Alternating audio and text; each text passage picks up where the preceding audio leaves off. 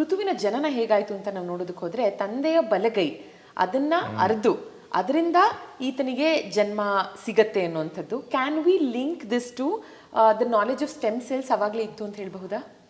ಇರಬಹುದು.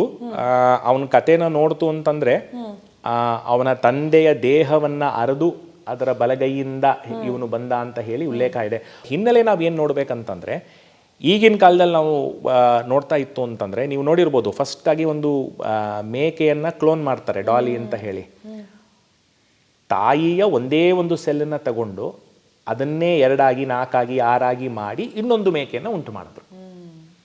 ಸೊ ಹಾಗಾಗಿ ನೀವು ಅದನ್ನೇ ನೋಡ್ತು ಅಂತಂದ್ರೆ ಮನುಷ್ಯನಿಗೂ ಅದು ಅಪ್ಲೈ ಆಗ್ಬೋದು. ಯಾವುದೋ ಒಂದು ಕಾಲಘಟ್ಟದಲ್ಲಿ ಅಪ್ಲೈ ಆಗೇ ಆಗುತ್ತೆ. ಮುಂದೆ ಇವಾಗ ನಡೀತಾ ಇದ್ರು ಸಂಶೋಧನೆ, ಮುಂದೆ ಯಾವುದೋ ಒಂದು ಕಾಲಘಟ್ಟದಲ್ಲಿ ಆಗೇ ಆಗುತ್ತದು. ಆಗಿನ ಕಾಲದಲ್ಲಿ ಇದ್ದಿರಬಹುದು, ಅದರ ಒಂದು ಜ್ಞಾನ ಇದ್ದಿರಬಹುದು. ಸೊ ಹಾಗಾಗಿ ಆತನ ದೇಹದ ಯಾವುದೋ ಒಂದು ಭಾಗವೊಂದಿಂದ ಆತನದ್ದೇ ಥರದ ಇನ್ನೊಬ್ಬನನ್ನು ಉಂಟು ಮಾಡ್ತಕ್ಕಂಥ ಒಂದು ನಾಲೆಡ್ಜ್ ಆ ಕಾಲದಲ್ಲಿ ಇದ್ದಿರ್ಬೋದು, ವಿದ್ಯೆ ಇದ್ದಿರ್ಬೋದು, ಇಲ್ಲದೇ ಇರಬಹುದು. ಬಟ್ ಈಗಿನ ಕಾಲಕ್ಕೆ ಆ ಥರ ಒಂದು ಮಾಡುವಂಥ ಒಂದು ಸಂಶೋಧನೆ ನಡೀತಾ ಇರೋದ್ರಿಂದ ಎರಡರಲ್ಲೂ ಒಂದು ಹಂತಕ್ಕೆ ಸಾಮ್ಯತೆ ಇದೆ ಇರಬಹುದು. Stem cells could have been a reality at that time.